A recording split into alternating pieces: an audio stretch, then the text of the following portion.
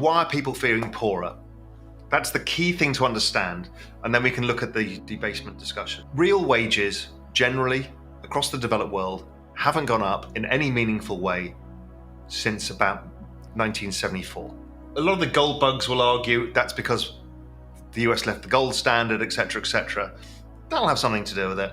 But more so with something else, is in the US alone, 76 million people enter the labor force at the same time, basically, which is the baby boomers. Law of supply and demand said if you increase the number of humans into a labor force, the price of labor is not going to go up. So guess what? Labor was stagnant. And then what happened is all of those people started buying stuff all at the same time. They all turned 30 at the same time, back in like 1980, and they bought everything, their first house, their first car, and that created the Great Inflation. So that's demographics all over again.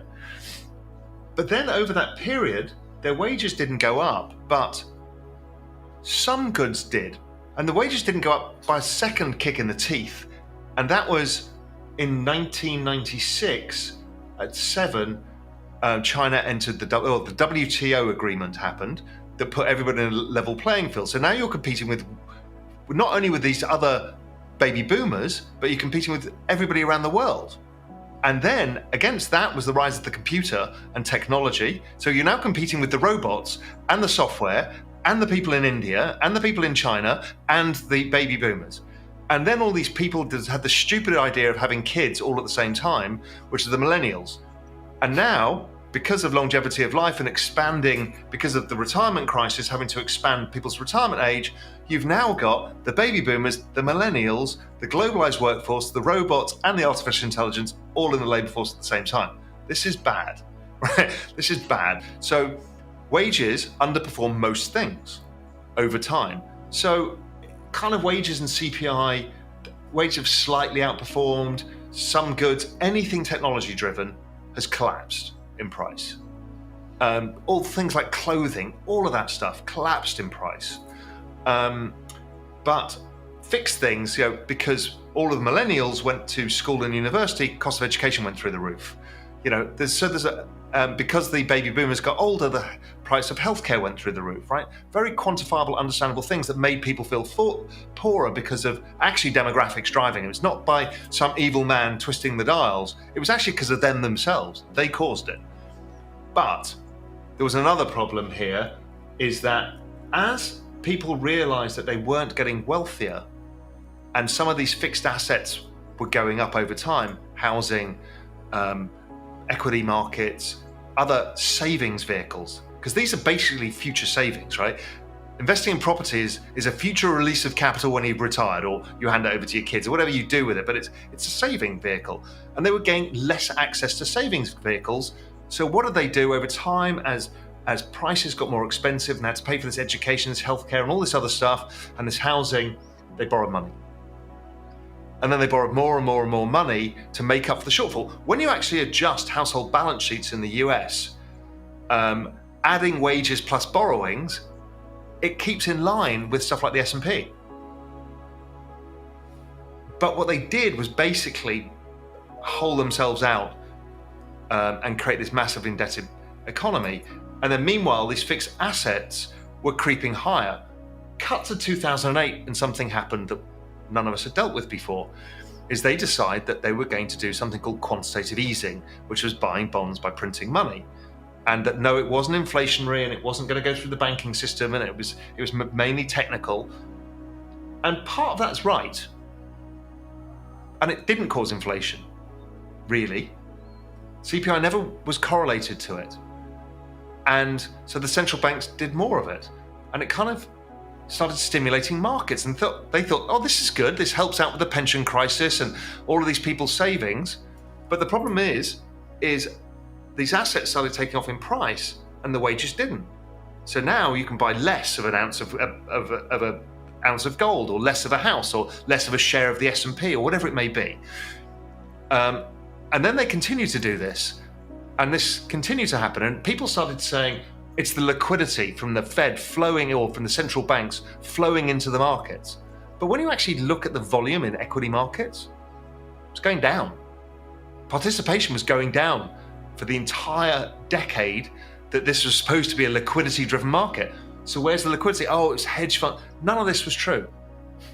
What actually was happening is something more insidious, something more awful, was the fact that the value of money itself, not the value of the currency, which is the dollar or the euro or the yen, the value of money was going down, and the money was being debased because we were making more of it. So the same example of those baby boomers entering the labor force, too many people at the same time, too much money at the same time, made the value of money go down relative to the assets. Now everyone goes, huh?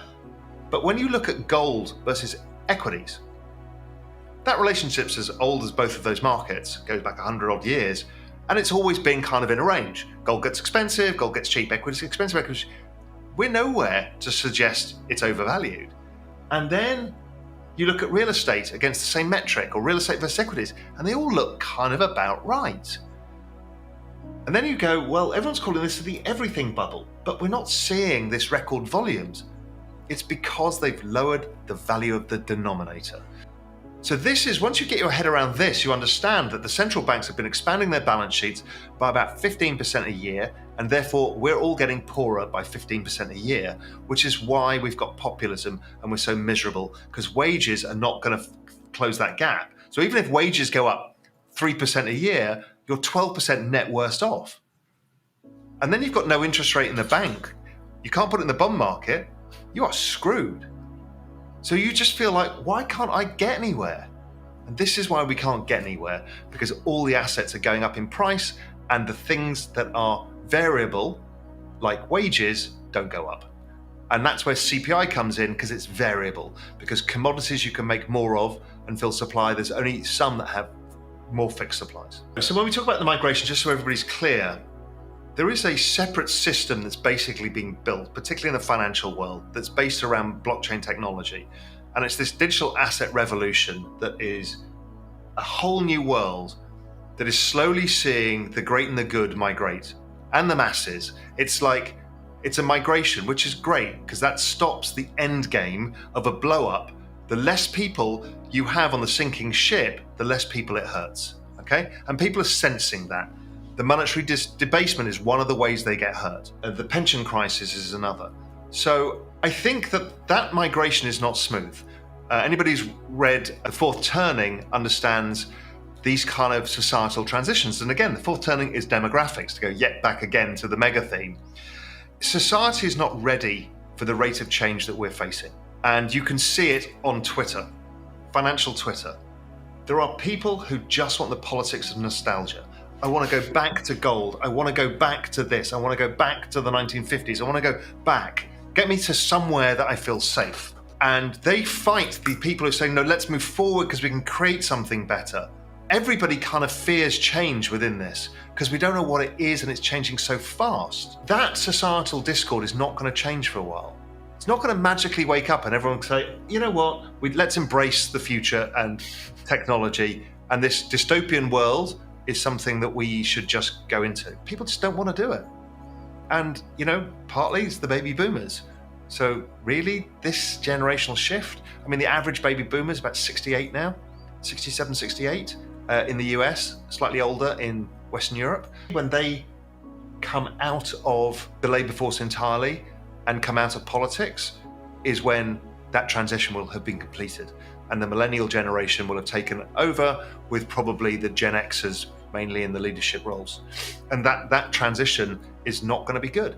People will feel still left behind because this rate of change of technology, I mean, every single truck driver and taxi driver on earth is going to be out of a job in 20 years' time. I mean, that's huge.